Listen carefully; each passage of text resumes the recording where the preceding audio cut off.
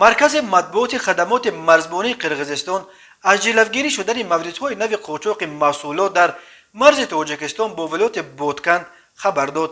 از جمله مرزبانهای قرقیز روز 11 اکتبر در موضع دوبایی نویه بادکند یک ماشین خونده پورتر تحت اداره 3 را بازداشت کردند. راننده این ماشین از تاجیکستان به قرقیزستان به طور قاچاقی 1 تن و 650 کیلو انگور میبرد. خود همان روز در موضع باربردوق نویه لیلک از جانب مرزبانان همراه کارمندان کمیته دولتی امنیت ملی باز 2 ماشین دیگری خونده پورتر بازداشت شد. رانندگان آنها شهروندان قرقیزستان سال تولد هر دویش 1988 میخواستند با راه قاچاق و بدون حجت از تاجیکستان ریگ و بلاک های گازبتونی بیارند. هفته گذشته خدمات مرزبانی قرقیزستان از جلوگیری شدن قاچاق قند و لیمو و جوار مکه به مبلغ تقریبا $10,000 در مرز تاجیکستان با نویه لیلک خبر داده بود. قرقیزستان از 22 می در پی مناقشه خونین آخر ماه اپریل مرزهایش را با تاجیکستان بست و رفع شهروندان و انتقال محصولات را اجازت نمیدهد.